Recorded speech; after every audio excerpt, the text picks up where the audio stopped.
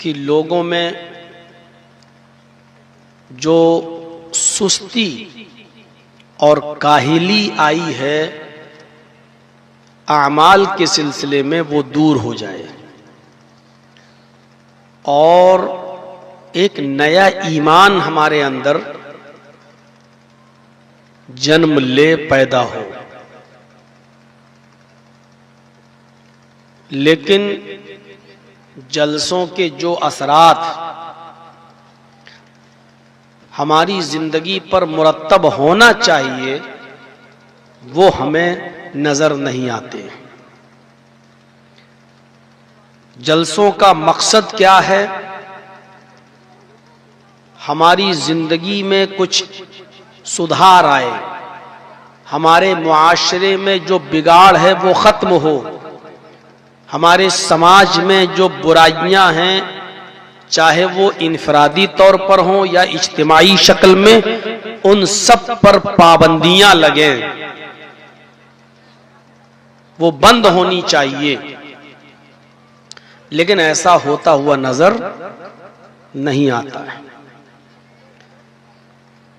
किन बुराइयों की निशानदेही की जाए? मैं इसको यूं भी कह सकता हूं कि समाज में ऐसी कौन सी एक बुराई है जिस पर गुफ्तगू की जाए? जब इंसान का पूरा जिस्म छलनी छलनी हो, जब इंसान का पूरा जिस्म जख्मों से चूर हो, तो फिर सवाल यह पैदा होता है कि इंजेक्शन कहां लगाया जाए, पट्टी और मरहम कहां रखा जाए। जब हमारे समाज में इतनी बुराइयां हैं तो कौन सी बुराई को उठाकर और उसके ऊपर गुफ्तगू की जाए? जुआ एक अलग बुराई, शराब नोशी एक अलग बुराई, मोबाइल का फितना और इस पर होने वाली गुफ्तगू ये एक अलग बुराई, चोरी और डकैती एक अलग बुराई, जिनाकारी और बक्कारी और अय्यारी एक अलग बुराई, धोखा देना और झूठ बोलना, गीबत करना, चुगली करना, एक दूसरे की अमानतों में खयानत करना, एक दूसरे का माल गजब करके खा जाना, ये एक अलग बुराई। शादियों में कई लोगों का बाराती बनकर जाना और लड़की के मां बाप का उन बारातियों की खिदमत करके उनको अच्छे से अच्छा खिलाना, ये एक अलग बुराई। और फिर साथ में एक लंबा चौड़ा जहेज लड़की के बाप की तरफ से देना और लड़के का डिमांड करना, ये एक अलग बुराई। बेपर्दगी एक अलग बुराई, बेहयाई एक अलग बुराई, मां बाप की नाफरमानी करना एक अलग बुराई। अलगर्ज, कौन सी एक बुराई को उठाकर उस पर गुफ्तगू की जाए? जब पूरा जिस्म ही छलनी छलनी हो चुका हो तो कहां कहां मरहम रखा जाए, कहां कहां पट्टी बांधी जाए? तकरीबन 25 साल का जमाना तो मुझे गुजर चुका है आपकी बस्ती में और आपके इलाकों में आते हुए। 18 साल की उम्र से आना और सबसे पहला प्रोग्राम यही मौलाना तौहीद साहब हैं, जानते हैं, तीतवारी में मेरा बिहार में शुरू हुआ था। सबसे पहले जब मेरी उम्र 18 साल की भी नहीं हुई थी, 2-4 महीने कम थे, उस वक्त से मैं आ रहा हूं और आते आते अब ये माहौल है। इतने सालों का जमाना गुजर जाने के बाद भी अगर मुझसे पूछा जाए कि इन जलसों के, इन इज्तिमाआत के, इन प्रोग्राम्स के क्या असरात इंसान की जिंदगी में पड़े हैं और लोगों को कितना फायदा हुआ है, तो मैं कहूंगा कि 0/0। जहां कल थे वहीं आज भी है, जहां पहले थे वहीं पर आज भी है।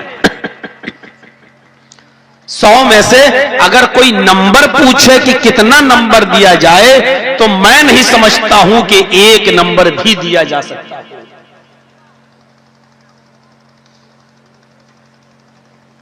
किस किस चीज पर गुफ्तगू की जाए, इतनी चीजें तो मैं नहीं उठा सकता और इतनी चीजों पर गुफ्तगू कोई कर भी नहीं सकता। आज सिर्फ मैं जो टॉपिक, जो मौजू, जो मुद्दा मैं उठाना चाहता हूं आपके सामने, वो है निकाह का,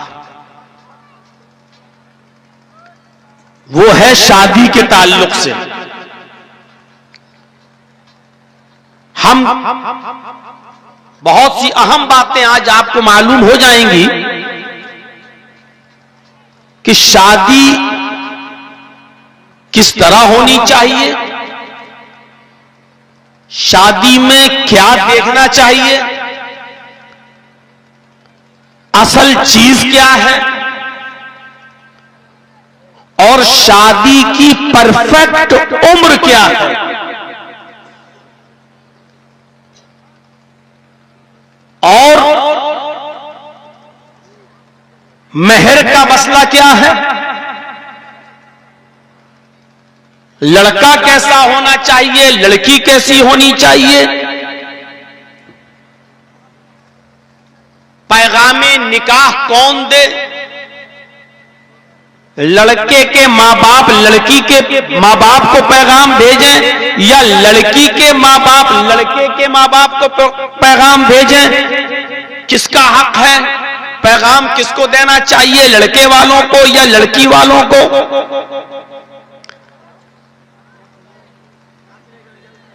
और सबसे अच्छा निकाह कौन सा है, बाबरकत निकाह कौन सा है,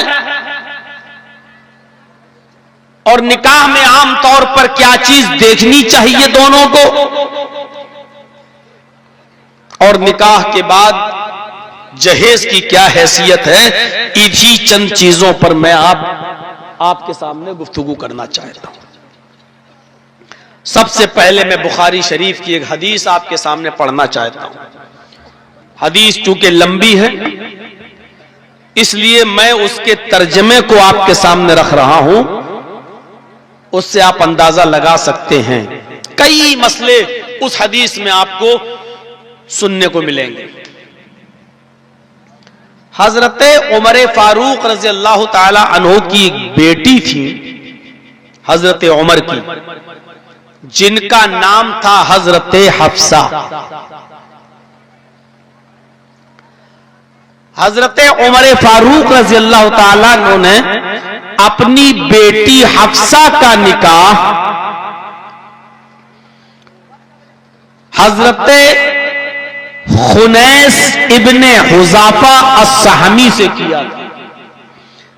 अभी मेरी स्पीड थोड़ी स्लो है और मैं इसलिए स्लो रख रहा हूं ताकि ये बात आपके जहन में पहले बैठ जाए। हजरत उमर फारूक ने अपनी बेटी का निकाह किसके साथ किया था, हजरत खुनैस इब्ने हुज़ाफा अस्सहमी के साथ। कुछ दिन तक हजरत खुनैस हफ्सा के साथ रहे, निकाह में हफ्सा उनके रही, और जब इस्लाम की पहली जंग हुई, इस्लाम की पहली लड़ाई हुई, जिस जंग का नाम था, जिस लड़ाई का नाम था जंगे बद्र, उस जंगे बद्र के अंदर हजरत उमर फारूक के दामाद, हजरत हफ्सा के हस्बैंड, हजरत खुनैस इब्ने हुज़ाफा सहमी भी उसमें शामिल थे। वो भी जंग में गए हुए थे और लड़ रहे थे। लेकिन उस जंग के अंदर वो बुरी तरीके से जख्मी हो गए। जंगे बद्र में 14 सहाबा शहीद हुए, लेकिन उन 14 सहाबा में हजरत खुनैस इब्ने हुज़ाफा अस्सहमी का नाम नहीं है, क्योंकि उस वक्त वो जिंदा थे, बद्र में कत्ल नहीं किए गए, शहीद नहीं हुए थे, बस बुरी तरीके से जख्मी हो गए थे हजरत खुनैस। जख्मियों के कैंप में लाया गया, मरहम पट्टी हुई, इलाज चला। घर पे पहुंचा दिए गए, तीमारदारी होती रही, आयादत होती रही, देख रेख होती रही, लेकिन जख्म इतने थे हजरत खुनैस इब्ने हुज़ाफा अस्सहमी के जिस्म पर कि वो जख्मों की ताप नहीं ला सके, और जंगे बद्र के कुछ दिनों के बाद हजरत खुनैस का इंतकाल हो जाता है। अब जरा नजर डालिएगा, जिस वक्त हजरत खुनैस का इंतकाल होता है उस वक्त हजरत हफ्सा की उम्र कितनी थी? हजरत उमर फारूक की बेटी हफ्सा की उम्र थी मात्र 21 साल, 21 ईयर्स,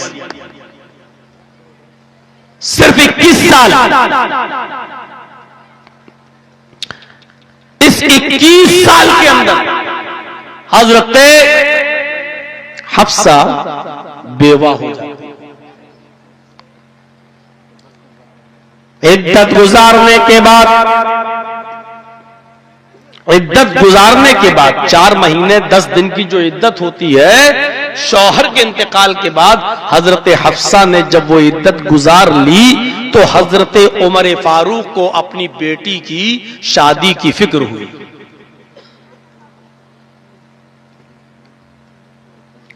जहन में एक बात रखिएगा,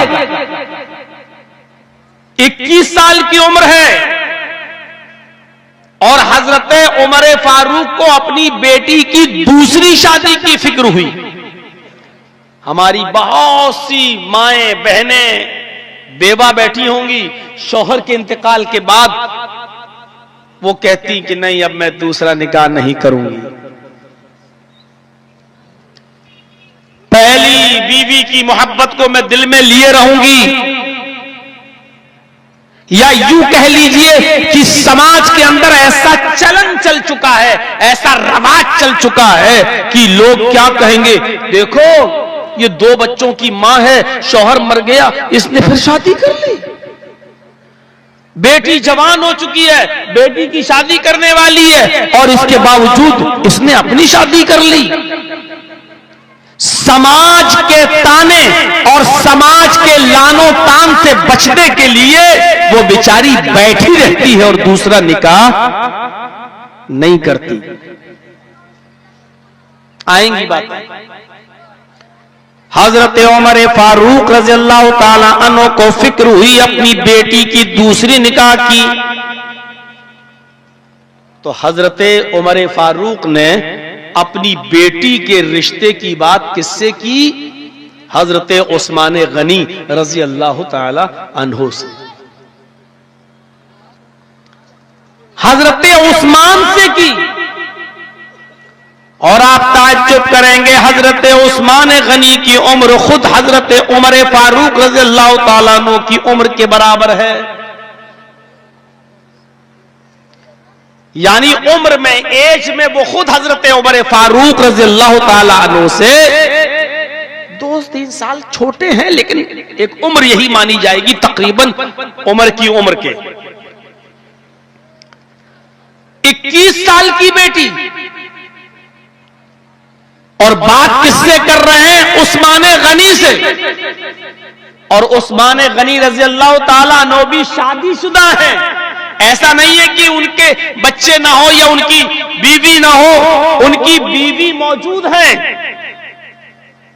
फिर भी अपनी बेटी हफ्सा के निकाह के लिए उस्मान गनी से राब्ता करते हैं। हजरत उस्मान गनी रज़ी अल्लाह ताला अन्हु से कहते हैं, हजरत उस्मान गनी से पहले हजरत अबू बकर सिद्दीक से इन्होंने अर्ज किया था। अब देखिए, उमर फारूक रज़ी अल्लाह ताला अन्हु दूसरे खलीफा हैं। एक मसला याद रखिएगा, पहले खलीफा कौन है? अबू बकर, दूसरे खलीफा कौन? उमर, और तीसरे खलीफा कौन? उस्मान। हजरत उमर बीच में है, उस्मान और अबू बकर के बीच में कौन है? हजरत उमर। और हजरत उमर ने पहला जो निकाह की बात की थी वो अबू बकर सिद्दीक से की थी, जो उम्र में अल्लाह के नबी के उम्र के बराबर है। हजरत अबू बकर सिद्दीक की उम्र मोहम्मद रसूलुल्लाह सल्लल्लाहु अलैहि वसल्लम की उम्र के बराबर है, बस 2-3 साल का फर्क है। हजरत अबू बकर सिद्दीक की उम्र नबी अकरम की उम्र के बराबर है। हजरत उमर अबू बकर सिद्दीक के पास जाते हैं और उनसे अकेले में गुफ्तगू करते हैं कि तुम्हें तो मालूम ही है कि मेरी बेटी बेवा हो गई है, मेरी बेटी का कोई बच्चा नहीं है, मेरी बेटी बेवा हो गई है, अभी चंद ही दिन हुए थे निकाह के। हजरत खुरैस मैदान जंग में, जंग बदर में जख्मी हो गए और घर लाए गए, जख्मों की ताप बर्दाश्त न कर सके और खुरैस उन जख्मों में इंतकाल कर गए। खुरैस के गुजर जाने के बाद मेरी बेटी बेवा हो गई। हजरत हफ्सा का दूसरा निकाह करने का मैं ख्वाहिशमंद हूं, मैं नहीं चाहता हूं कि मेरी बेटी अपने घर में बैठी रहे, मैं अपनी बेटी का निकाह करना चाहता हूं और उस निकाह के लिए मैं आपसे गुजारिश कर रहा हूं, आप निकाह कर लीजिए। हजरत अबू बकर सिद्दीक रज़ी अल्लाह ताला अन्हु खामोश रहे और कोई जवाब नहीं दिया। जब कुछ दिन इंतजार किया हजरत उमर फारूक ने कि शायद अबू बकर मशवरा कर रहे हो, शायद अबू बकर सोच रहे हो, 10 दिन 15 दिन गुजर गए, तब हजरत उमर फारूक कहते हैं कि मुझे बड़ी तकलीफ हुई। इस बात की तकलीफ नहीं कि अबू बकर ने मेरी बेटी के साथ निकाह नहीं किया, बल्कि तकलीफ मुझे सिर्फ इस बात की हुई कि अबू बकर सिद्दीक खामोश रहे, न तो मेरी बेटी से निकाह के लिए हाँ किया और ना ही ना किया। अरे अगर नहीं करना था तो साफ साफ कह देते कि मैं नहीं करूंगा, मेरे पास वक्त नहीं या मेरे पास प्रॉब्लम है, परेशानी है। ना उन्होंने हाँ कहा ना कहा, इसलिए मुझे हजरत अबू बकर सिद्दीक रज़ी अल्लाह ताला अन्हु के खामोश रहने से तकलीफ हुई। कुछ दिनों के बाद हजरत उस्मान से कहा, आए उस्मान, मैं तुम्हारे साथ अपनी बेटी का निकाह करना चाहता हूं, क्या तुम मेरी बेटी से निकाह करोगे? मैं अपनी बेटी का हाथ तुम्हें देना चाहता हूं। हजरत उस्मान गनी ने बहुत अच्छी बात कही, उन्होंने कहा कि मुझे कुछ सोचने का वक्त दीजिए, कुछ टाइम दीजिए, कुछ वक्त दीजिए सोचने का। कुछ दिन गुजर जाने के बाद हजरत उमर फारूक ने फिर टोका, आए उस्मान, इतने दूर गुजर गए, क्या सोचा? घर में क्या मशवरा हुआ? कुछ सोचा? तो हजरत उस्मान गनी ने फरमाया, आए उमर, मशवरा भी हुआ और मैंने खुद भी गौर किया, मैं इस नतीजे पे पहुंचा कि मैं आपकी बेटी के साथ निकाह नहीं कर सकता। कुछ ऐसी प्रॉब्लम्स हैं, कुछ ऐसी परेशानियां हैं कि अब मैं दूसरा निकाह नहीं कर सकता, दूसरी शादी नहीं कर सकता। हजरत उमर ने कहा, कोई बात नहीं। हजरत अबू बकर उमर से बड़े हैं मकाम में, पहले खलीफा, और उस्मान छोटे हैं मकाम में, उमर के बाद तीसरे खलीफा। और रिश्ता मांगने कौन गया? बेटी के लिए उमर। ये नहीं देखा कि अबू बकर मकामो मर्तबे में हमसे बड़े हैं, कैसे मैं बेटी का रिश्ता मांगू, और फिर उस्मान से भी मांगा। ये नहीं सोचा कि उस्मान तो हमसे छोटे हैं मकाम में और दर्जे में, मैं इनके पास क्यों जाऊं, अरे इनको खुद गर्ज हो तो मेरे पास आए। नहीं, तो पता ये चला रिश्ते में न तो कोई बड़ा देखा जाएगा और न कोई छोटा देखा जाएगा। हजरत उमर फारूक ने बेटी का हाथ अबू बकर से मांगा और उस्मान से मांगा। इससे ये दलील निकलती है कि लड़की वाला भी अगर किसी लड़के के अंदर दीनदारी देखता है तो लड़की का बाप या लड़की की मां लड़के के मां और बाप से भी बात कर सकती है अपने बेटी के रिश्ते के लिए, अपनी बेटी के निकाह के लिए लड़की वाले भी पैगाम भेज सकते हैं और निकाह का पैगाम दिया जा सकता है। मसला निकालिए आप, अभी बुखारी शरीफ की हदीस खत्म नहीं हुई है, अभी पूरा वाक़या खत्म नहीं हुआ है। आइए जरा देखें, हजरत उस्मान गनी रज़ी अल्लाह ताला अन्हु ने मना कर दिया, आए उमर मैं निकाह नहीं कर सकता, घर में मशवरा नहीं बैठा। अगर हमारी आज की तकरीर को मर्दों से ज्यादा अगर औरतें गौर से सुनेंगी तो बहुत सी चीजें आज उनको समझ में आएंगी कि आज शादियों में क्या हो रहा है हमारे यहां। अगर वो थोड़ी देर के लिए चुप हो जाएं, अपना कपड़ा, अपनी चप्पल, अपनी सैंडल, अपनी क्रीम, अपनी लिपस्टिक, अपनी पाउडर अगर उसका प्रचार कर चुकी हो तो, अगर थोड़ा सा फ्री हो गई हो तो गौर से सुन लें।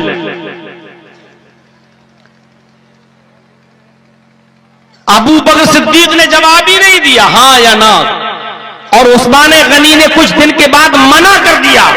हजरत उमर फारूक कहते हैं उस्मान के मना करने से मुझे इतनी तकलीफ नहीं हुई जितना अबू बकर की खामोशी से मुझे तकलीफ हुई, इसलिए कि उन्होंने मुझे लटका दिया, मुझे न हाँ का न ना का, मैं अपने घर में बैठा हुआ था।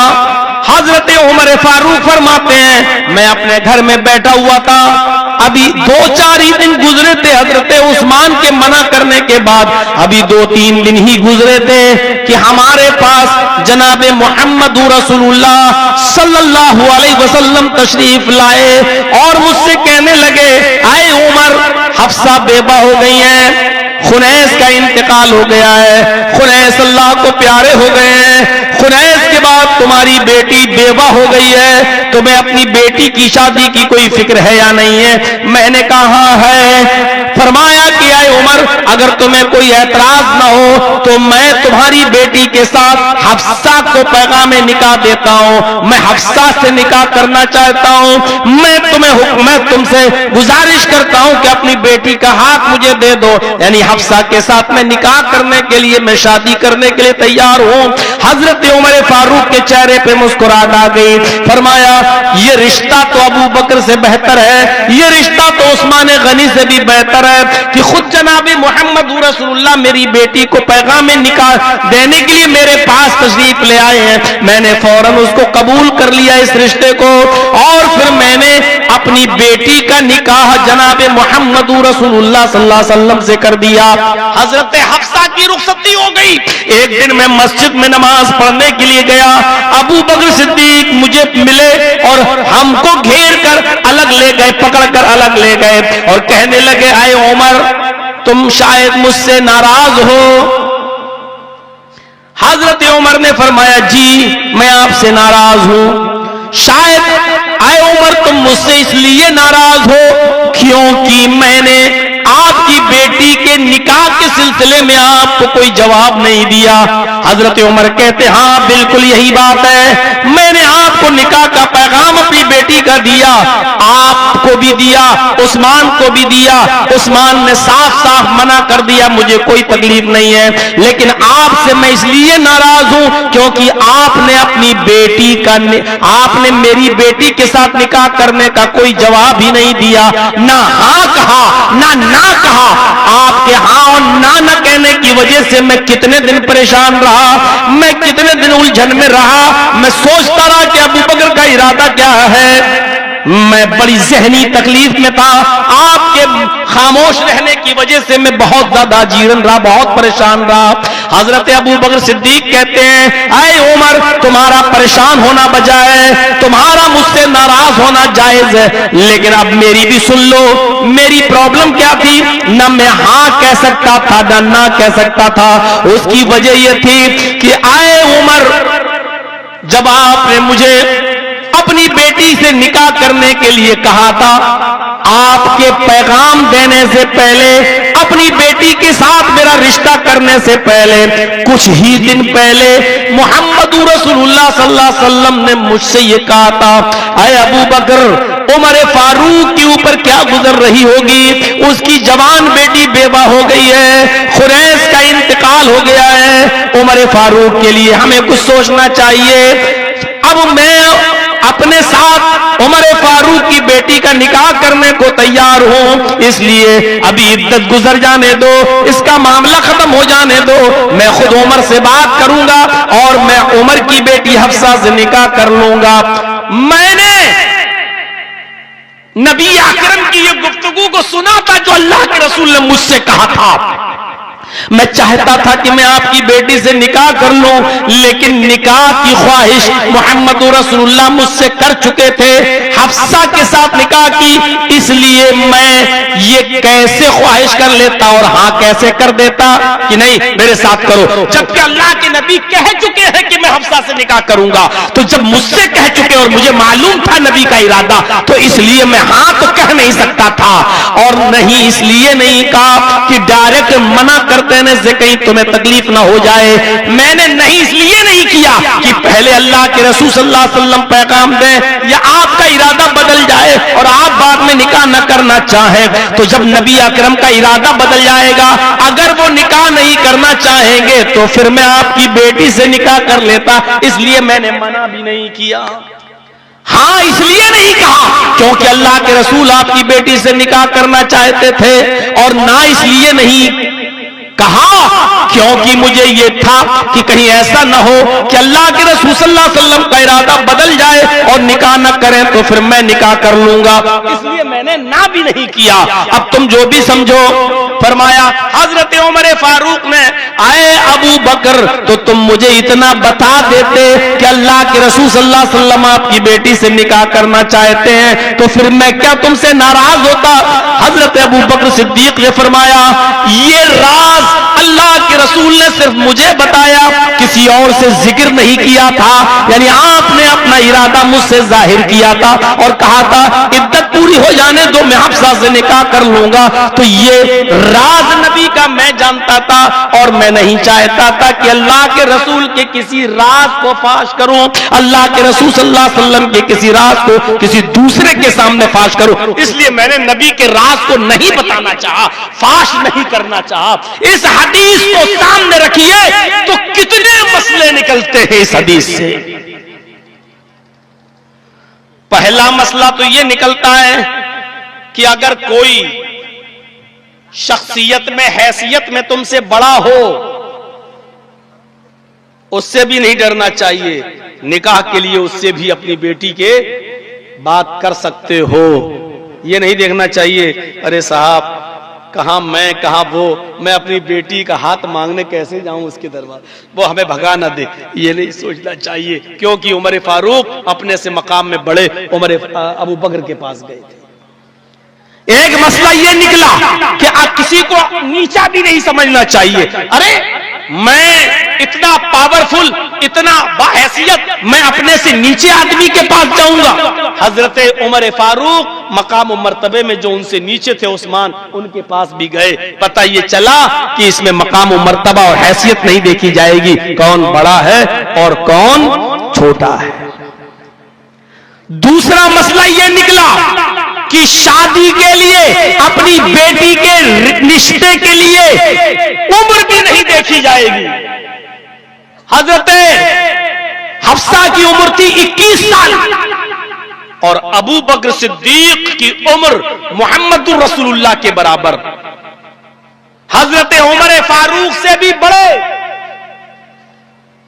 गौर करो, या आज हमारी नजरों में यह होगा अच्छा अपनी बेटी की उम्र के लड़की से शादी कर ली,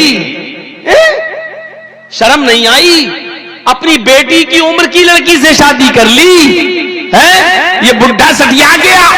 मेरे भाइयों, 21 साल की हफ्सा के लिए रिश्ता किससे मांगा?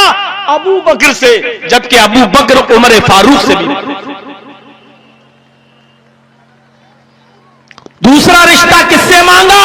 उस्मान से, जो हजरत अबू बकर की उम्र के थे। और फिर शादी किसके साथ हुई? मोहम्मद रसूलुल्लाह के, जो खुद अबू बकर सिद्दीक की उम्र के थे, बल्कि उनसे भी 2 साल का फर्क था। मेरे भाइयों, जरा आप गौर करो, अपनी बेटी का रिश्ते में उम्र नहीं देखी, बल्कि दीनदारी देखी, अमानतदारी देखी, सदाकत देखी। तो रिश्ते के अंदर क्या देखा जाएगा?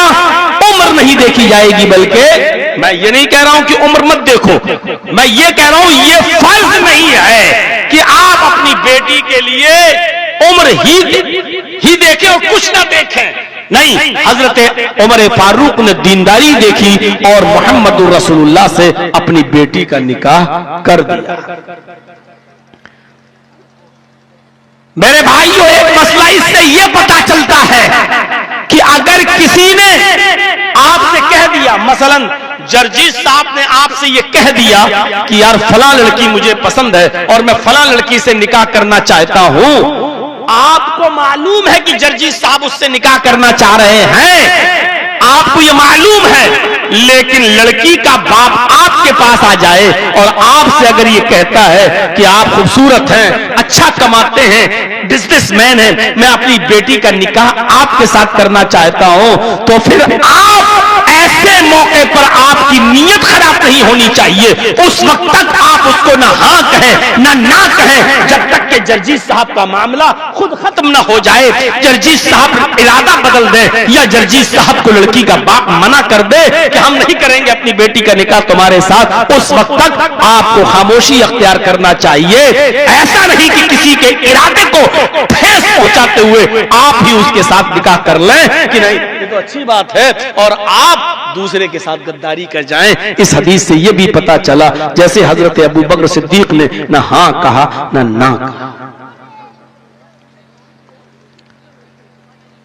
गौर करते जाइए इस हदीस से कितने मसले निकले।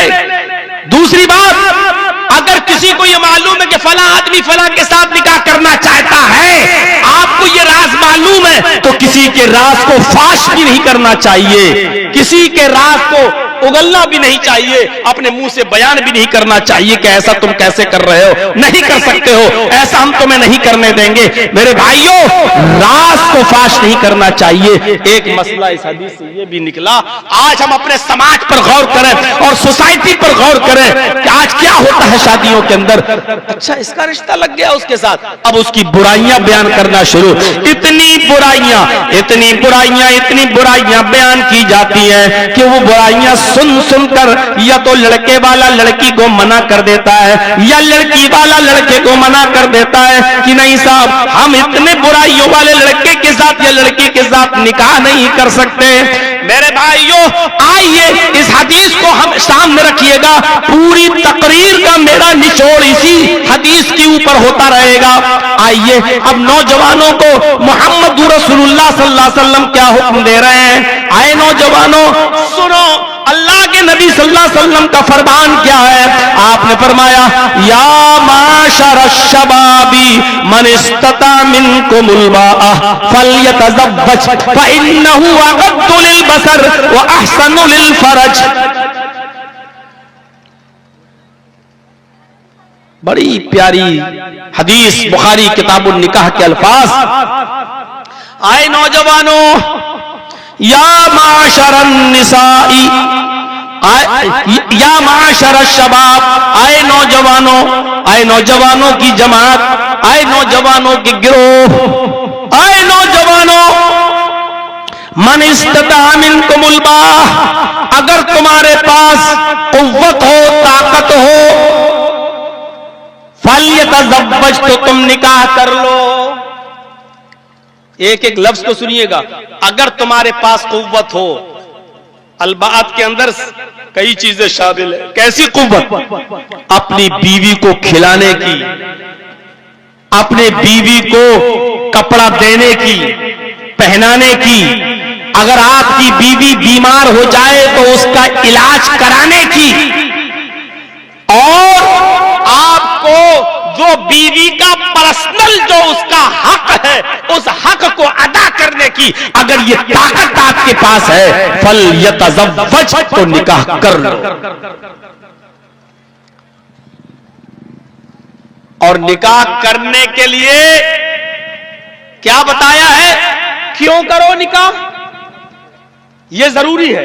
निकाह तो सब मौलवी बोलते हैं निकाह कर लो, बहुत जरूरी है, निकाह सुन्नत है, ठीक है मैंने मान लिया, लेकिन निकाह क्यों करो वो सुनते रहिएगा। निकाह क्यों करो, फ़इन्नहु अग़ज़्ज़ु लिलबसर, फ़इन्नहु अग़ज़्ज़ु लिलबसर, इसलिए कि निकाह करने से निगाहें झुक जाती हैं। फ़इन्नहु अग़ज़्ज़ु लिलबसर, निगाहें झुक जाती हैं। व अहसनु लिलफरज, और शादी करने से, निकाह करने से शर्मगाह की हिफाजत होती है।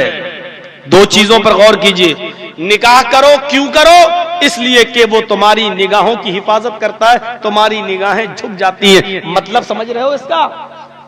और अगर समझ में ना आए तो खुल के बोल दूं, तुम्हारी निगाहें अय्यारी और मक्कारी नहीं करती हैं। और इससे भी ज्यादा खुल के बोल दूं, निगाहें झुक जाती है का मतलब तुम्हारी निगाहें दूसरों की मां बहनों बेटियों के ऊपर नहीं। व अहसनु लिलफरज, और शर्मगाह की हिफाजत होती है निकाह करने से, यानी तुम दूसरों की मां बहनों बेटियों की इज्जत व आबरू को छलनी छलनी नहीं करोगे, दूसरों की मां बहन बेटियां महफूज हो जाएंगी तुमसे। समाज पर गौर करिएगा और टटोल कर देखिएगा, और मेरी मां बहनें आई हैं तो वो भी सुन लें। कितनी शादीशुदा मर्द ऐसे हैं और कितनी शादीशुदा औरतें ऐसी हैं, मर्द अपनी हलाल और खूबसूरत बीवियों को छोड़कर गंदी नाली के कीड़े की तरह मुंह मार रहे हैं गलत जगहों पर, दूसरी जगहों पर।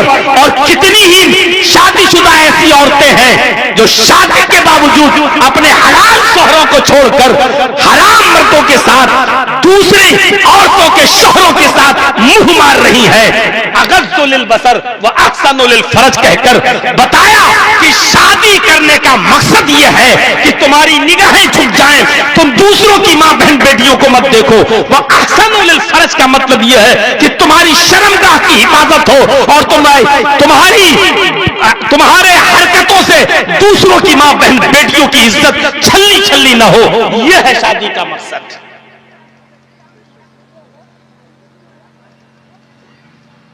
बहुत बड़ा तमाचा है ये।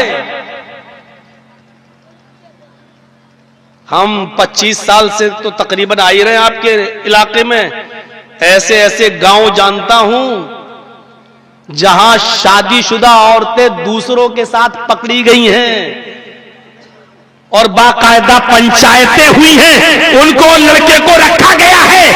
मैं नाम नहीं लूंगा, घबराइए मत।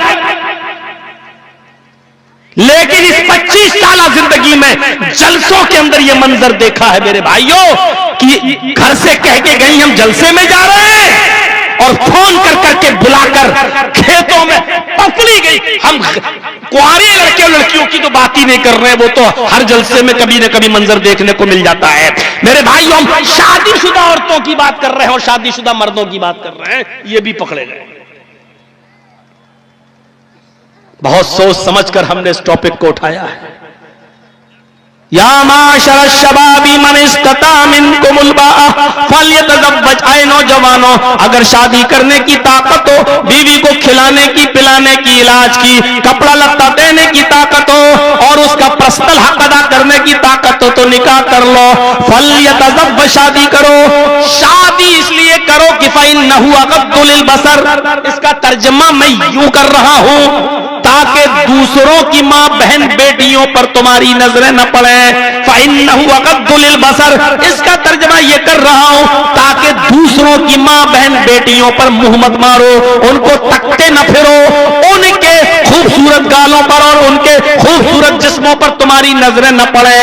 वो अहसनु लिल फरज, और इसका तर्जुमा मैं यूं कर रहा हूं, शादी कर लो इसलिए कि तुम शादी कर लोगे, ताकि इसलिए शादी करो ताकि दूसरों की मां बहन बेटियों की इज्जत महफूज रहे। कितनी क्लियर हदीस है। और इसके बाद अल्लाह के रसूल ने एक और बात कह दी, ओफ, वो भी आपको बता देता हूं, अभी हदीस खत्म नहीं हुई है। फमल्लम यस्तति, अगर किसी के पास ये ताकत न हो तो एक इलाज भी बता दिया है। अगर तुम अपनी बीवी को खिला नहीं सकते हो, पिला नहीं सकते हो, बीमार हो जाए तो इलाज नहीं कर सकते हो, उसको कपड़ा नहीं पहना सकते हो और उसका हक अदा नहीं कर सकते हो, अगर ये ताकत नहीं है तुम्हारे अंदर तो कोई बात नहीं, निकाह नहीं कर सकते हो तो मत करो। फ़अलैहि बिस्सौम, तो तुम रोजे रखा करो, नफली रोजे रखने के आदी बन जाओ, इसलिए कि रोजा रखोगे तो तकवा तुम्हारे अंदर पैदा हो जाएगा, रोजा रखोगे तो अल्लाह का खौफ तुम्हारे अंदर पैदा होगा, और जब खौफ पैदा होगा तो तुम दूसरों की मां बहन बेटियों को नहीं देखोगे और दूसरों की मां बहन बेटियों की इज्जत से खिलवाड़ नहीं करोगे। यानी कितनी फिक्र है औरतों की इज्जत और आबरू को बचाने की कि शादी करके जायज तरीके से मकसद हल करो, ठीक है, लेकिन नहीं कर सकते हो तो रोजा रखो। यानी हर हाल में मां बहन बेटियों की इज्जतें महफूज रहना चाहिए। अगर रोजा नहीं रखोगे तो तकवा नहीं पैदा होगा, और तकवा नहीं आएगा तो तुम कुंवारे होकर गैर शादीशुदा होकर तो और ज्यादा वबाल बचाओगे, और ज्यादा मुसीबतें खड़ी करोगे दूसरों की मां बहन बेटियों के साथ। इस हदीस के माना और मफहूम को समझ लिया आपने? जबरदस्त हदीस। दुनिया की सबसे ज्यादा मुफीद और फायदेमंद चीज क्या है? नेक औरत। हदीस में अल्लाह के रसूल ने फरमाया, अब दुनिया कुल्लुहा मता व खैरु मताइ दुनिया अल मरातुस सालिहा, दुनिया की सबसे बेहतरीन फायदे की चीज कौन है? पूरी की पूरी दुनिया फायदे की चीज है। अब दुनिया कुल्लुहा मता, पूरी की पूरी दुनिया फायदा उठाने की चीज है। भाई हर चीज आपके फायदे के लिए तो पैदा की गई है। ये लाइट आपके फायदे के लिए, ये माइक आपके फायदे के लिए ताकि आपको दूर तक और जोर से इसकी आवाज मिल सके, घड़ी आपके फायदे के लिए, कपड़ा आपके फायदे के लिए, सूरज की रोशनी आपके फायदे के लिए, आसमान से बारिश आपके फायदे के लिए, ये जमीन आपके फायदे के लिए, ये हवा आपके फायदे के लिए। अब दुनिया कुल्लुहा मता, पूरी की पूरी दुनिया तुम्हारे लिए फायदेमंद है, फायदे की चीज है। लेकिन दुनिया की सबसे बेहतरीन फायदे की चीज क्या है? इसी दुनिया में सबसे बेहतर, मुफीद और सबसे अच्छा फायदा पहुंचाने वाली चीज क्या है? खैरु मताइ दुनिया अल मरअतुस सालिहा, वो नेक औरत है। जिसकी बीवी नेक है, जिसकी बीवी नेक है, शौहर के लिए दुनिया जन्नत है, और जिसकी बीवी नेक न हो तो वो शौहर के घर ही को जहन्नम बना देती है। यहां जितने लोग बैठे हैं हमारी बात से इत्तेफाक शादीशुदा लोग तो रखते ही होंगे। आपको अपनी बीवियों का तजर्बा अच्छा होगा। नेक बीवी अपने शौहर के घर को जन्नत बना देती है, शौहर को पूरी दुनिया जन्नत नजर आती है। और बेहया औरत, नाफरमान औरत, नाशुक्री औरत, आप रिक्शा चलाएं, मजदूरी करके लाएं, एक दिन में 500 रुपए कमा के घर पे ले जाके बस 500। ओफो, उस शौहर के कलेजे से पूछो कि क्या बीत रही है उसके ऊपर। वो बेचारा सुबह 9 बजे से अपने सर पर ईंटें लाद लाद कर उठाकर मजदूरी करता है, शाम को 500 रुपए लेकर आया है, उसने पसीना बहाया है, अभी उसने चॉकलेट भी अपने लिए नहीं ली है, वो 500 रुपए लेके घर पहुंचा और बीवी ने कहा बस 500, इसमें क्या होगा? पूछिए उस शौहर से उसके दिल पर क्या बीतती होगी। तो ऐसी औरत घर को जहन्नम भी बना देती है, शौहर को फिर जहन्नम नजर आती है। मेरे भाइयों, ऐसी बदकार औरत जो शादीशुदा होने के बाद भी अपने शौहर की अमानत में खयानत करके अपने जिस्म को किसी दूसरे मर्द के सामने परोस दे और पेश कर दे, ऐसी औरत भी अपने शौहर के लिए इस दुनिया को जहन्नम बना देती है। बहुत ही सोच समझ कर ये टॉपिक उठाया।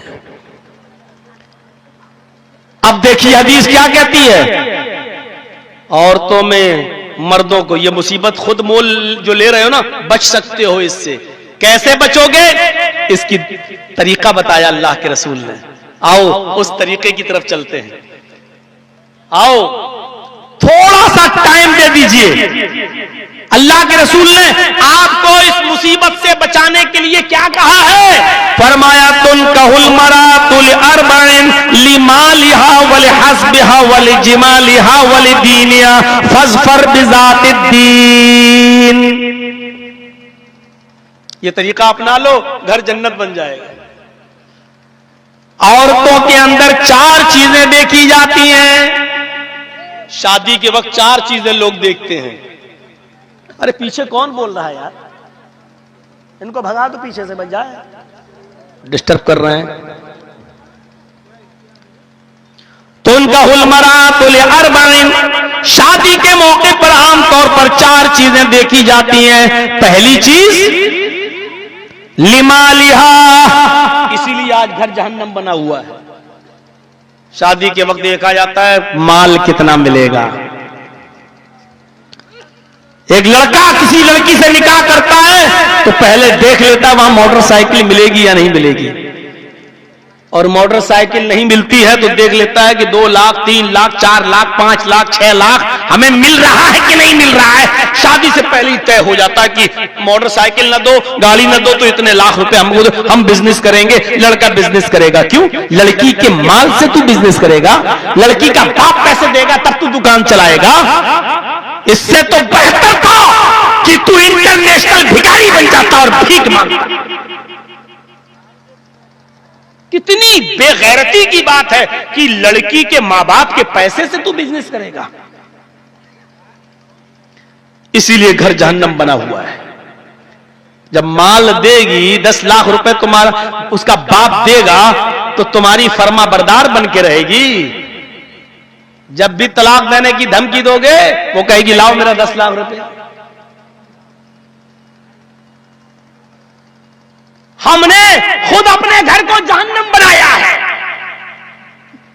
तो उनका हुलमरातुल अरबाइन लिमालिहा, माल देकर शादी की जाती है। वल हस्बिहा, हस्बो नसब देकर शादी की जाती है। मेरा खानदान ये, उसका खानदान क्या है? मैं बीए पास हूं तो लड़की भी कम से कम इंटर है कि नहीं? मैं एमकॉम हूं तो लड़की भी बीकॉम है कि नहीं? मैं इतना हैंडसम हूं तो लड़की भी हूर है कि नहीं? ये तो तीसरे नंबर पे हस्बो नसब पहले देखा जाता है, जात बिरादरी देखी जाती है, अपनी पोजीशन और उसकी पोजीशन देखी जाती है। अरे लोग ताने ना मारे यार, तुम इतने अच्छे खानदान के कहां से शादी करके ले आए हो यार? तुम्हें वही मिली थी, उसी खानदान में जाने को थे। कुछ लोग होते हैं जो माल देखकर शादी करते हैं, कुछ होते हैं जो हस्बो नसब देखकर शादी करते हैं। वली जमालिहा, और तीसरी चीज बताइए, कुछ है जो लड़की की खूबसूरती, कुछ नहीं देखते, खूबसूरती देखते हैं। देखें है कि नहीं? खुद तो लंगूर है लेकिन बीवी हूर चाहिए। खुद चाहे जैसे हो लेकिन बीवी हसीनो जमील चाहिए, यह भी देखा जाता है। और जब बहुत खूबसूरत लड़की से शादी करके लाओगे और खुद बंदर और लंगूर की तरह शक्ल रहेगी तुम्हारी, तो तुम क्या समझते हो कि तुम्हारे साथ वो सेट हो जाएगी? तुम्हारे साथ वो एडजस्ट हो लेगी? कोई भी बात होगी तो फौरन ताने मारती हुए कहेगी, अरे जा शुक्र कर कि मैं तुझे मिल गई, वरना तुझ जैसे लंगूर को कोई पूछने वाला नहीं था। जिंदगी भर वो तुम्हें अपने खूबसूरती का और तुम्हारी खूबसूरती का ताना तुम्हें मारती रहेगी। कुछ लोग होते हैं जो खूबसूरती देखकर शादी करते हैं, और अल्लाह के रसूल ने चौथी चीज बताई, वलिदीनिहा। कुछ लोग होते हैं जो सिर्फ दीनदारी देखकर शादी करते हैं। हालांकि ऐसे लोग अब रहे नहीं हैं। दीनदार लड़कियां तो अभी बहुत हैं, लेकिन मसला यह है कि उनके पास माल नहीं है। मसला यह है कि उनके पास अच्छे खानदान की नहीं है। वो बहुत खूबसूरत नहीं है, लेकिन दीनदार इतनी है, इतनी दीनदार है कि वो अपने बाप को छोड़ के आएंगी तो ससुर को अपना बाप समझकर उसकी खिदमत करने को तैयार है। वो अपनी मां छोड़ के आ रही है तो तुम्हारी मां को अपनी मां समझकर उनकी खिदमत करने के लिए तैयार है। मेरे भाइयों, आज के इस दौर में कौन है एक फैसला कर दे तो हम लोग गए थे, चढ़ चढ़ बैठ रही थी हम मौलाना लोगों के ऊपर, उसकी बीवी तलाक की नौबत आ गई थी। इसके साथ ऐसे नहीं, हम लोग निभाने गए थे मीटिंग में, चढ़ चढ़ बैठ रही। ये हमसे कहता है कि मेरे बाप की खिदमत करो, मेरी अम्मा की खिदमत करो। मैं पूरे खानदान की खिदमत करने के लिए आई हूं क्या? मैं इसके बाप के कपड़े क्यों धोऊं? मैं इसकी मां के कपड़े क्यों धोऊं? थोड़ी पढ़ी लिखी थी, हमने कहा नहीं गलत है। एकदम कहती है ना मौलाना साहब गलत? मैंने कहा नहीं, ये तो बहुत गलत बात है। सीधे कहती है मुझे दिखाओ हदीस में। मैं भी पढ़ी हुई हूं, मैं भी घर पे स्टडी करती हूं, कौन सी हदीस में लिखा है मुझे बताओ। मौलाना साहब मैंने भी कुछ साल मदरसे में पढ़ा है, कहीं कुरान में नहीं लिखा, कहीं हदीस में नहीं लिखा कि बीवी अपने ससुर के कपड़े धोए, अपनी सास की खिदमत करे, कहीं नहीं लिखा है। मैं क्यों करूं? मैंने कहा बिल्कुल ठीक कह रही हो तुम। उसके शौहर से कहा तुम्हें शर्म नहीं आती? तुम देखिए, बात को मैंने घुमाते हुए इस तरीके से कहा, मैंने कहा शर्म नहीं आती तुम्हें? वो एक औरत आई है, किसी की बेटी है, दीन का मसला जानती है, कुरान से वाकिफ है, हदीस से वाकिफ है, वो जानती है कि सास की और ससुर की खिदमत करना हमारे ऊपर फर्ज नहीं है। मैंने कहा यही ना? कहती जी कहीं नहीं आया कुरान और हदीस में, मैं नहीं करूंगी। मैंने कहा बिल्कुल मत करो बेटा, तुम्हें करने का कोई हक भी नहीं है। शौहर कहता है फिर कैसे? हम दिन भर काम पे रहते हैं, हमारे बाप को कौन देखेगा? हम अकेले भाई हैं, हमारी मां की देखरेख कौन करेगा? मैंने कहा तुझे कौन मना करता है? तू दूसरी शादी क्यों नहीं करता? दूसरी शादी कर। शरीयत में तो दूसरी बीवी की इजाजत है, और जब दूसरा निकाह करके ला तो उस औरत से पहले शर्त लगा लो कि मेरी मां की खिदमत करना पड़ेगी, मेरे बाप की भी खिदमत करना पड़ेगी। अगर वो इस शर्त को मानती है तो उससे निकाह कर ले। कहती क्या? मैंने कहा कुरान और हदीस में अगर ये नहीं है तो ये तो है। कुरान और हदीस में माँ बाप की खिदमत नहीं है तो मत करो, लेकिन कुरान और हदीस में दूसरी बीवी की शौहर को इजाजत है, वो करेगा। उसकी माँ है बेचारी, आंखों से अंधी है, अपाहिज है, उसकी देखरेख कौन करेगा? वो बेचारा कमा के लाएगा तो तुम्हें खिलाएगा, बच्चों को पालेगा, तो उसके बाप को कौन देखेगा? उसकी माँ को कौन देखेगा? और तुम कहती हो शरीयत में नहीं है, तो शरीयत में जो है उसको करने दो। कहती है मर्जा मौलवी इसीलिए आया है और मेरे घर को बिगाड़ने के लिए आया है, बर्बाद करने आया है। मैंने कहा जाओ तुम दूसरी शादी करो। तुमने शरीयत का हवाला दिया, मैं भी तुम्हें शरीयत का हवाला दे रहा हूं। तुम्हारे लिए जायज है दूसरी शादी करना, और दूसरी औरत से कह दो कि हमारे माँ बाप की खिदमत कर। बाद में पता चला कि अब खिदमत शुरू हो गई अपने आप। माँ बाप की खिदमत करना अब गवारा है, लेकिन सौतन बर्दाश्त नहीं है। अब नहीं, ये तो कर लेगा, मौलवी इसको पट्टी पढ़ा गया है। अब वो सबसे ज्यादा गालियां मुझी को देती है। सुना है कुछ लोगों के मुंह से वो कह रही है कि मौलवी जर्जीज की तकलीफ तो सुननी ही नहीं चाहिए, वो मौलवी ही नहीं है, वो तो घर बिगड़वाता है। मेरे भाइयों, शरीयत को पहचानो। हम खुद अपने घर में आग लगाने के जिम्मेदार हैं। जब माल देखोगे, हस्ब नसब देखोगे, खूबसूरती देखोगे और दीनदारी को एक तरफ रखोगे तो करो, बनाओ अपने घर को जहन्नम। और दीनदारी देखोगे। फिर एक बात कह दूं, कोई जरूरी नहीं कि सारी दीनदार लड़कियां, सारी मदरसों की पढ़ी हुई मौलवने सब अच्छी रहें। यह भी सुन लीजिए, यह भी जरूरी नहीं है। एक मौलवन को ऐसा भी देखा है मैंने, जो कह रही थी अपने शौहर से कि खाना पकाना भी औरत की जिम्मेदारी नहीं है, तुम लाओ पका पकाया खाना। कुछ मौलवने भी सर पे चढ़ के रहती हैं, याद रखिएगा। दीनदारी का मायार किसी मदरसे से पढ़ के आना नहीं है, दीनदारी का मायार कुछ अलग है मेरे भाइयों। आप देखिए कि वो नमाज कितना पढ़ती है। दीनदारी का मायार देखना है तो ये देखो कि वो 5 वक्त की नमाजी है नहीं। दीनदारी का मायार है देखना तो ये देखो कि वो घर से निकलती हुई है तो कैसे निकलती है, वो किसके साथ जाती है। दीनदारी का मायार देखना है तो ये देखो कि वो अपने खाला के साथ कैसा सलूक करती है, अपने माँ के साथ और अपने बाप के साथ कैसे रहती है, अपने भाइयों के साथ उसका क्या तौर तरीका है। इन तमाम चीजों पर घर की औरतों को भेजकर उस लड़की का पता लगवाओ। अगर वो अपने माँ के लिए ठीक, अपने बाप की खिदमत, अपने भाइयों की खिदमत करती है और नमाज के वक्त वो नमाज की पाबंदी करती है, रोजा भी रखती है, तो मान लो कि यकीनन वो तुम्हारे घर पे भी आके तुम्हारे घर को जन्नत बनाएगी और इसी उसूल और इसी ज़ाब्ते के ऊपर वो चलेगी। मेरे भाइयों, दीनदारी का मयार ये नहीं है कि कोई मदरसे से पढ़ के आए और आने के बाद अपने घर पे आने के बाद मोबाइल पे इंस्टाग्राम देखे।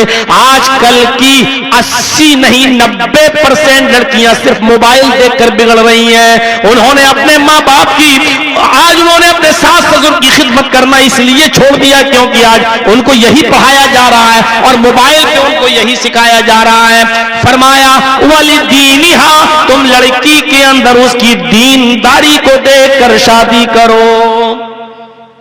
ये किसको कहा? लड़के वालों को। लड़की में क्या देखो? दीनदारी। अच्छा, लड़की वालों को भी हुक्म है, ऐसा नहीं अल्लाह के रसूल ने सिर्फ लड़के वालों से कहा लड़की में दीनदारी देखो। लड़कियों वालों को भी हुक्म है कि वो लड़के के अंदर क्या देखें। क्या देखें? तुम बाल देखती हो, इसके बाल सलमान खान की तरह हैं कि नहीं है? तुम बॉडी देखती हो, ये जिम जाता है कि नहीं जाता है, ये कितना बड़ा बॉडी बिल्डर है। तुम्हें देखना क्या है? बहुत से माँ बाप ऐसे होंगे जिनकी बेटियां जवान होंगी, इस जलसे में आए होंगे।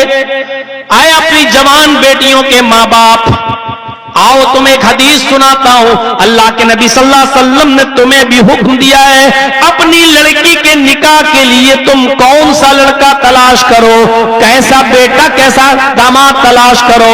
फरमाया इज़ा खतब इलैकुम मन तरज़ौन दीनहु व खुलुकहु फज़व्विजूहु इल्ला तफ़अलूहु तकुन फितनतुन फिल अर्ज़ व फसादुन नारीज़। इज़ा खतबा इलैकुम, आए लड़कियों के माँ बाप, जब कोई लड़के का पैगाम तुम्हारे घर में आए लड़कियों वालों, जब किसी लड़के का पैगाम तुम्हारे घर में आए, कोई लड़का तुम्हारी बेटी के साथ रिश्ते का पैगाम भेजे, तरज़ौन दीनहु व खुलुकहु, और उस लड़के का दीन और उसका अखलाक तुम्हें पसंद आ जाए, यानी वो अच्छे अखलाक वाला हो, वो दीनदार भी हो, वो 5 वक्त की नमाज भी पढ़ता हो, वो लड़का अपने माँ बाप की खिदमत भी करता हो, अपने माँ की बात भी मानता हो, अपने भाई बहनों को भी समझता हो, वो अजान की आवाज सुनकर मस्जिद की तरफ भागता हो, वो मेहनत और मजदूरी करके कमाता भी हो, वो बेईमानी से दूर हो, चोरी से दूर हो, वो लूट से दूर हो, उसकी बिजनेस, उसकी कमाई हलाल की हो। अगर ये तमाम चीजें उसके अंदर पाई जा रही हैं और तुम्हें मालूम है कि ये लड़का इन तमाम खूबियों का मालिक है, तो आए लड़के नेकियों वालों, उस लड़के का पैगाम मायूस करके उसको मत लौटाना, उस लड़के के पैगाम को मना मत कर देना, उस लड़के के पैगाम को ठुकरा मत देना, उस लड़के की अर्जी को तुम मुस्तरद मत कर देना, बल्कि फौरन उसको एक्सेप्ट कर लेना। फज़व्विजू, और अपनी बेटी का निकाह उस लड़के के साथ कर देना, अपनी बेटी का रिश्ता उस लड़के को कर देना। इल्लम तफ़अलू, अगर तुमने ऐसा न किया, दीनदार लड़के का पैगाम अगर तुम्हारे घर से लौट गया और तुमने अपनी बेटी के लिए उस दीनदार लड़के के पैगाम को मुस्तरद कर दिया, रिजेक्ट कर दिया, तकुन फितनतुन फिल अर्ज़, तो इस जमीन के ऊपर तुम फितना देखोगे, इस जमीन के ऊपर मुसीबतों के पहाड़ देखोगे, वो फसाद नारीज, और लंबा चौड़ा फसाद देखोगे। लड़कियों के माँ बाप को डर जाना चाहिए, अगर दीनदार लड़के का पैगाम तुम्हारे घर में तुम्हारी बेटी के साथ रिश्ते के सिलसिले में आए, अगर रिजेक्ट करते हो तो डर जाना चाहिए, इस जमीन में फितना न फैल जाए और फसाद बर्पा ना हो जाए। मतलब दूसरी जगह रिश्ता करने पर तुम्हारी बेटी को तलाक की नौबत ना आ जाए। माँ बाप बेचारे क्या करें, जब लड़की ही खुद अपने आशिक को प्रपोज कर चुकी है और बाप मजबूर है, अगर मैंने अपनी बेटी के मर्जी के मुताबिक शादी नहीं की तो मेरी बेटी भाग जाएगी और पूरे खानदान की नाक कटा देगी, इसलिए मजबूर है बाप बेचारा, और मजबूरी में चाहे जैसा हो लड़का उसके साथ अपनी बेटी का निकाह कर देता। लो भाई, मुसीबत टली। इन चीजों पर गौर करने के बाद आइए आपके सामने एक और चीज की तरफ इशारा करता चलो। अब जो देखने की चीज है वो है, अल्लाह के नबी ने एक और बात कही, अपने आप को बचाइए इन फितनों से। एक हदीस सुनिए, इन्न आज़मन निकाही बरकतन ऐसरुहु बऊनतन, मुस्नद अहमद की रिवायत है। अल्लाह के नबी फरमाते, हजरत आयशा इस हदीस की रावी है, वान आयशा अन्न नबी सल्लल्लाहु अलैहि वसल्लम क़ाल इन्न आज़मन निकाही बरकतन ऐसरुहु बऊनतन। हजरत आयशा फरमाती है कि नबी अकरम जनाब मोहम्मद रसूलुल्लाह सल्लल्लाहु अलैहि वसल्लम ने फरमाया, सबसे ज्यादा बाबरकत निकाह वो है, सबसे ज्यादा अच्छा और बरकतों वाला निकाह वो है, ऐसरुहु मऊनतन, जो खर्चे के एतबार से सबसे कम हो, जिसमें खर्चा सबसे कम हो। आजकल की शादियों में खर्चे कम हो रहे हैं, कार्ड छपते हैं, कार्ड। अच्छा, कार्ड छपवाना मुझे बता दीजिए, ये फजूल खर्ची नहीं है। जो काम आप फोन पर दे सकते हो, भाई साहब आपके पूरे घर की दावत है, आप आ जाइए। आपके गांव में करीब में कोई मकान है, आप अपना आदमी वहां भेज सकते हो, साहब आपके घर की दावत है, आपकी फला, तो ये इससे काम चल सकता है। तो फिर कार्ड छपवाना, मैं बंबई में एक शादी में गया था, कई साल पहले की बात है, अब तो मुझे याद भी नहीं है कि सही से कितने साल हो गए होंगे। उस मौके पर मुझे एक शादी में जाना पड़ा, वही था, तो लोगों ने कहा आ जाओ मौलाना, ठीक है, तो गए शादी में। तो उस लड़के ने अपनी शादी में जो कार्ड छपवाए थे, एक कार्ड की कीमत उस वक्त 45 रुपए थी। एक कार्ड की कीमत क्या होगा उसमें। और अपने वलीमे में उसने उस वक्त 3000 लोगों को बुलाया था।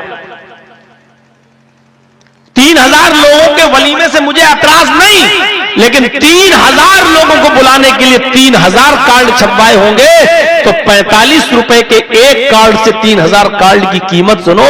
और बदकिस्मती ये थी उन लोगों की, कह लो कि जब निकाह हुआ तो उन लोगों ने मुझसे कहा कि मौलाना साहब निकाह के मौके पे 10 मिनट आप थोड़ी तकरीर कर दीजिए तो अच्छा होगा।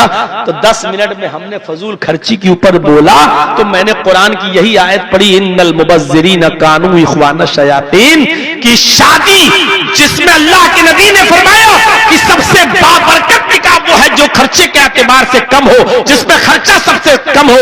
या एक कार्ड की कीमत 45 रुपए है, 3000 कार्ड की कीमत क्या रही होगी। और ऐसी शादियों में फजूल खर्चे जो निकाह सुन्नत के मुताबिक होना चाहिए उसमें इतनी ज्यादा फजूल खर्ची करने वालों को अल्लाह ने कहा कि ये शैतान के भाई हैं। अब वो ऐसे देख रहा है, दूल्हा का बाप भी देख रहा है ऐसे। फिर मैंने टर्न लिया, हमने कहा अब इंजेक्शन तो लग गया लेकिन अब रुई से मल भी रहना चाहिए ताकि तकलीफ। तो मैंने कहा कि हमारे दोस्त ने अल्लाह इसको बरकतों से नवाजे, इसकी शादियों में बरकत दे, शायद बेचारों को इल्म ना हो, शरीयत की सही जानकारी ना हो, इसलिए दूसरे लोग जब अपनी शादियां करें तो भाई फजूल खर्ची से बचें और अल्लाह तबारक व तआला आपकी जिंदगी में खैर बरकत दे, अज़दवाजी जिंदगी में मोहब्बत पैदा फरमा दे। इस तरीके से कह के लपेट के मैंने फिर ये समझ लो कि इंजेक्शन के बाद डॉक्टर थोड़ा सा रुई लगा के ऐसे ऐसे करता ना तो तकलीफ कम हो जाती है, ऐसे ही तकलीफ देकर फिर मैंने रुई से मल दिया, वरना खाना भी नहीं खाने देता। कमीना ऐसा उल्टा सीधा बोलेगा हमारे ही जलसे में आके हमको, लेकिन जो कहना था वो कह दिया। मेरे भाइयों यही होना चाहिए, यही होना चाहिए। आप इस तरीके से कहें कि उनको ये ना लगे कि मेरी बेइज्जती हो रही है और ऐसा भी महसूस ना हो कि मुझे फूलों की माला पहनाई जा रही है। इतनी तारीफों के पुल भी नहीं होना चाहिए कि लगे कि माशाअल्लाह बहुत अच्छी शादी है, क्या रौनक है? ये भी नहीं होना चाहिए। आओ एक हदीस सुनाते हैं आपको, उस हदीस को सुनने के बाद मैं फैसला करूंगा कि मुझे और बैठना चाहिए या नहीं, क्योंकि जब हम आए थे तो मजमा कुछ और था और अब आधे से भी ज्यादा जा चुका है। तो अब सुनिए उस हदीस को, बड़ी प्यारी हदीस है, बुखारी की रिवायत है। अल्लाह के नबी जनाब मोहम्मद रसूलुल्लाह सल्लल्लाहु अलैहि वसल्लम के पास एक औरत आई। एक एक चीज सुनते जाइए। अल्लाह के नबी के पास एक औरत आई, याद रखिएगा उस औरत का बाप नहीं था, उसका भाई नहीं था, उसका चचा नहीं था, कोई नहीं, वो अकेली थी और आई और आने के बाद अल्लाह के नबी के पास आकर बैठ गई। सहाबा मौजूद थे। कहा अल्लाह के रसूल ने, कहो कैसे आना हुआ? उसने कहा अल्लाह के नबी मैं अपने आप को आपके हवाले कर रही हूं, यानी मैं आपसे शादी करना चाहती हूं, मैं अपने आप को आपके हवाले कर रही हूं, मैं आपसे निकाह करना चाहती हूं। अल्लाह के नबी जनाब मोहम्मद रसूलुल्लाह सल्लल्लाहु अलैहि वसल्लम ने उस औरत को एक बार देखा और उसके बाद खामोश हो गए। उसने दोबारा कहा, अल्लाह के नबी आपने कोई जवाब नहीं दिया, मैं आपसे निकाह करना चाहती हूं, आप फिर खामोश हो गए। उसने तीसरी बार कहा, अल्लाह के रसूल मैं आपसे निकाह करना चाहती हूं, फसकता रसूलुल्लाह, अल्लाह के रसूल तीसरी बार भी खामोश रहे। अल्लाह के नबी सल्लल्लाहु अलैहि वसल्लम जब 3 बार खामोश उसके पूछने पर खामोश रहे तो उस पे जो सहाबा बैठे थे एक सहाबी बोल पड़े, अल्लाह के रसूल वो औरत बार बार आपसे कह रही है निकाह करना चाहती हूं और आप खामोश हैं, अगर आप नहीं करना चाहते तो मना कर दीजिए कि नहीं कर सकते हैं, और अगर आपको जरूरत नहीं है तो मेरे साथ करा दीजिए इसका, मुझे जरूरत है बीवी की। तो अल्लाह के नबी सल्लल्लाहु अलैहि वसल्लम ने फरमाया कि मैं तो नहीं कर सकता, अब मैं नहीं करूंगा शादी, लेकिन तुम्हें जरूरत है शादी की? उसने कहा, आपने कहा ठीक है, आओ इधर। बुलाया सहाबी को, गौर से देखिए और अपना मुआशरा देखिए, समाज देखिए। आपने बुलाया, करीब आओ, करीब आया। आपने कहा उस औरत से, तुम भी देख लो इसको एक बार और तुम भी देख लो। उसने कहा ठीक है, मुझे तो पसंद है। उस औरत ने कहा अल्लाह के रसूल अगर आप नहीं कर रहे हैं तो मैं इसके साथ कर लूंगी, भाई मुझे भी जरूरत है, मेरा कोई नहीं है, मुझे भी सहारा चाहिए, मैं इसके साथ निकाह करने के लिए तैयार हूं, अगर आप नहीं करना चाहते तो। कहा मैं नहीं करूंगा, तो फिर मैं इसके साथ कर लूंगी। होगा ठीक है, करोगी? हाँ। उसी जगह बैठकर अल्लाह के रसूल ने उस औरत से नहीं कहा अच्छा माल कितना है तेरे पास, जहेज कितना है तेरे पास, मोटरसाइकिल कौन देगा? अरे उस जमाने में मोटरसाइकिल नहीं चलती थी तो कुछ तो चलता ही होगा, ये सामान कौन देगा? ये नहीं कहा। जब उस औरत ने कहा कि मैं इसके साथ तैयार हूं निकाह करने के लिए, तो आपने सबसे पहला सवाल उस मर्द से किया, तुम इस औरत को मेहर क्या दोगे?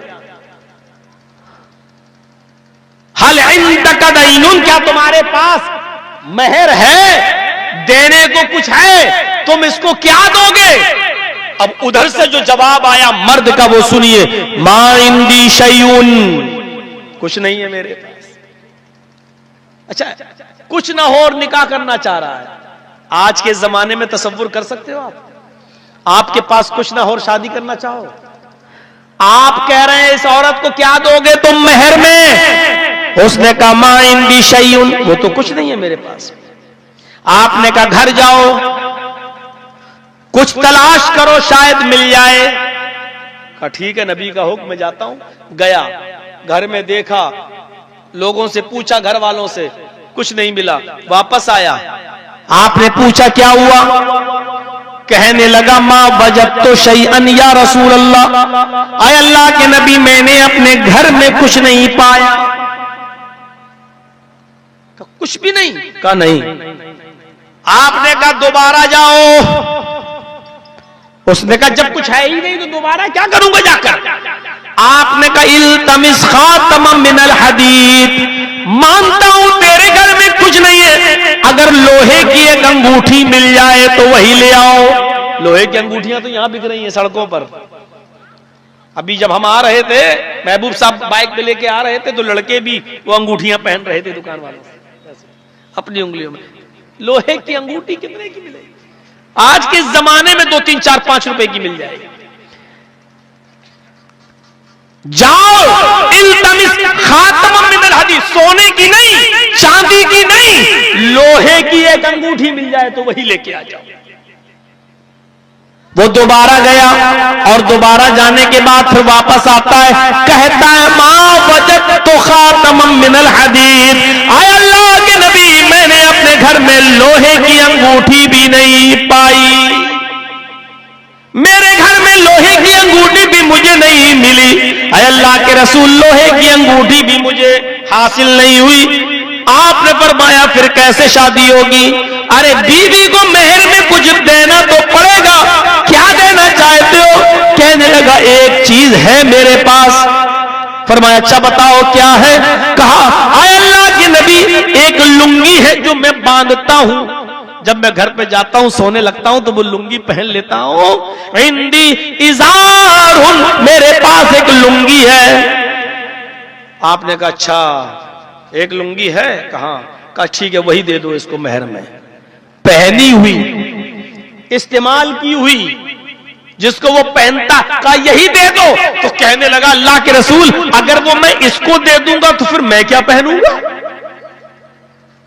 तसव्वुर करें आप, नया कपड़ा नहीं है, नई लुंगी भी नहीं है, एक लुंगी है वो भी पहनता है और कह रहा कि मैं दे भी दूंगा तो मैं क्या पहनूंगा? तो आपने कहा फिर बोल क्यों रहे हो कि एक लुंगी है? कहा कि अल्लाह के रसूल आधी दे दूंगा, फाड़ देता हूं बीच से, आधी दे देता हूं, आधी मेरे बिछाकर बैठने के काम आ जाएगी कहीं पर। चलो नहीं पहनूंगा, कम से कम बिछाकर बैठ तो जाऊंगा, जाता रहता हूं, सफर करता रहता हूं, मेहनत तो मजदूरी करता हूं, कहीं थक गया तो बिछा के बैठ जाया करूंगा। अल्लाह के नबी सल्लल्लाहु अलैहि वसल्लम ने फरमाया आधी लुंगी उसको दोगे तो आधी में न तुम्हारे किसी काम की रहेगी और न आधी उसके किसी काम की रहेगी, देना हो तो पूरी दो। कहने लगा पूरी तो नहीं दे सकता, नहीं दिया। अल्लाह के नबी सल्लल्लाहु अलैहि वसल्लम ने उससे पूछा अच्छा ये बताओ तुम्हें कुरान कितना याद है? ओहो, लुंगी नहीं, सोने की लोहे की अंगूठी तक नहीं, खाने पीने के लाले सब कुछ बर्दाश्त नहीं करता रहा, लेकिन जब पूछा कि कुरान कितना याद है तो उसको कुरान जो याद था, कहने लगा अल्लाह के रसूल सूरह मुल्क याद है, सूरह हश्र याद है, सूरह हाक्का याद है, सूरह दहर याद है, सूरह कयामा याद है, सूरह नबा याद है। आपने कहा इतनी सूरतें तुम्हें याद हैं? कहा हाँ अल्लाह के नबी याद है, कहिए तो सुनाऊं? आपने कहा नहीं, इधर आओ। आया औरत तेरे होने वाले शौहर के पास मेहर देने को कुछ नहीं है। क्या ये सूरतें जो इसको याद है तुझे याद है? उसने कहा नहीं। आपने फरमाया, ऐ औरत, अगर इन्हीं सूरतों को मैं मेहर बना दूं और इन्हीं सूरतों को मेहर तू मान कर मैं तेरा निकाह इसके साथ कर दूं, तो क्या इन सूरतों को तू मेहर में तस्लीम करेगी? यानी ये तुझे ये सूरतों को याद करा देगा, ये तुझे ये सूरतें पढ़ा देगा और सिखा देगा और यही तेरा मेहर हो जाएगा। कहने लगी, अल्लाह के रसूल, जिस औरत के निकाह में कुरान की सूरतें मेहर बन जाएं, उस औरत से ज्यादा बाबरकत निकाह, उस औरत से ज्यादा पाकीज़ा निकाह, उस औरत से ज्यादा बेहतर निकाह और किसका हो सकता है? आपने उसी जगह पर खुद वली बन गए, सरपरस्त बन गए और आपने निकाह करके उस मर्द के साथ उस औरत को रुखसत कर दिया। मेरे भाइयों, ना मेहर ज्यादा लंबा चौड़ा और ना ही मेरे भाइयों सोने का पता, ना चांदी का पता, ना नए कपड़ों का पता, ना बारात का पता, ना मेहंदी का पता, ना मलीदे का पता, ना सैंडल और चप्पल का पता। मेरे भाइयों, गौर करो, शादियों में कितने लंबे चौड़े खर्चे हो रहे हैं और अल्लाह के नबी ने उसी जगह पर बैठे बैठे कुरान की चंद आयतों को मेहर बनाकर उसका निकाह कर दिया और उसको रुखसत कर दिया और ये रुखसत भी हो गए और चले भी गए। हम तो खुद अपने घरों को जहन्नम बनाए हुए हैं, फिर रोते हैं कि क्या हो गया, क्या हो गया। ये निकाह होता था, जहेज की लानत ने बर्बाद कर दिया आज हमारी सोसाइटी को। आज कितनी शरीफ घराने की लड़कियां बैठी हुई हैं, कितनी दीनदार लड़कियां बैठी हुई हैं घरों में, लेकिन आज उनके निकाह इसलिए नहीं हो पा रहे हैं क्योंकि उनके माँ बाप के पास देने के लिए कुछ नहीं है। आज लड़कियां 30-30 साल की, 25-25 साल की अपने घरों में बैठी हुई हैं। आज उनके निकाह सिर्फ इसलिए नहीं हो पा रहे हैं कि उनके माँ बाप के पास जहेज देने के लिए नहीं है। मेरे भाइयों, अंदाजा लगाओ, अल्लाह के नबी सल्लल्लाहु अलैहि वसल्लम फरमाते हैं, जब लड़का बालिग हो जाए तो फौरन उसका निकाह कर दो और अगर लड़का कोई गुनाह करेगा तो उसका वबाल और उसका अजाब उसके माँ बाप के ऊपर भी लादा जाएगा। क्योंकि जब तेरा लड़का बालिग हो गया तो फिर तूने अपने उस जवान बेटे की, उस बालिग बेटे की शादी क्यों नहीं कर रहा है? जब तेरी बेटी बालिग हो जाए तो तुरंत अपनी बेटी का निकाह कर दो, क्योंकि अगर बालिग होने के बाद तेरी बेटी का निकाह तूने नहीं किया और उससे कोई गलती हो गई, उससे कोई जुर्म हो गया, अगर वो किसी लड़के के साथ गलत काम कर बैठी तो लड़की के अजाब के साथ साथ उसके माँ बाप को भी अजाब दिया जाएगा, क्योंकि वो अपनी जवान बेटी और बालिग बेटी का निकाह नहीं कर रहा है। मेरे प्यारे साथियों, इस गुनाह से बचिए। मुआशरे के अंदर जिनाकारी और बुराइयों से अपने मुआशरे को साफ करना है तो लड़कों की शादी वक्त कर दीजिए और लड़कियों की शादी वक्त कर दीजिए। बालिग लड़का, बालिग के लिए उम्र थोड़ी कोई होती है, वो तो हमारे कानून में 22 साल और लड़की की उम्र 18 साल और लड़के की उम्र 21 साल और लड़की 18 से पहले तो नाबालिग, ये तो कानून में है।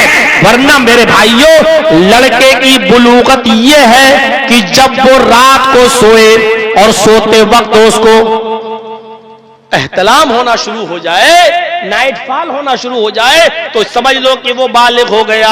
और लड़की की बुलूगत यह है कि उसको पीरियड आना शुरू हो जाए, उसको महीना पीरियड शुरू हो जाए तो वो बालिग हो चुकी है। और अल्लाह के नबी फरमा रहे हैं कि जब लड़का बालिग हो जाए तो उसका निकाह कर दो और लड़की जब बालिग हो जाए तो उसका निकाह कर दो।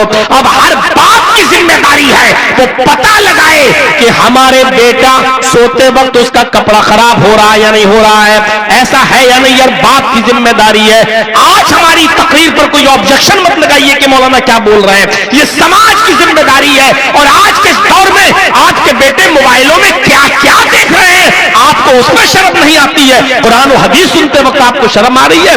हर बाप की जिम्मेदारी है कि वो पता लगाए कि उसका बेटा बालिग हुआ नहीं हुआ है तो निकाह कर दे। और हर बाप की जिम्मेदारी, हर माँ की जिम्मेदारी है कि वो अपनी बेटी की फिक्र करे कि वो बालिग हुई है नहीं। माओ को मालूम होता है कि मेरी बेटी बालिग है नहीं, पीरियड शुरू हुआ नहीं, अगर है तो फौरन अपनी बेटी के अब निकाह की तैयारी करे और उसका दीनदार घराने में और रिश्ता देखकर शादी कर दे। ये हुक्म है मेरे भाई। भाइयों, मुआशरे को बुराइयों से बचाइए, जहेज से बचाइए और दीनदार लड़का और दीनदार लड़की देखना शुरू कर दीजिए।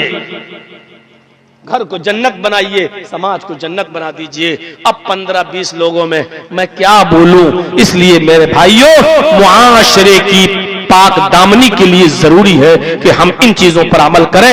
अल्लाह से हम दुआ करते हैं कि बारे इलाह हमें शरीयत के मुताबिक निकाह करने की तौफीक अता फरमा, हमें निकाह में दीनदार लड़के और दीनदार लड़कियों का इंतखाब करने की तौफीक अता फरमा।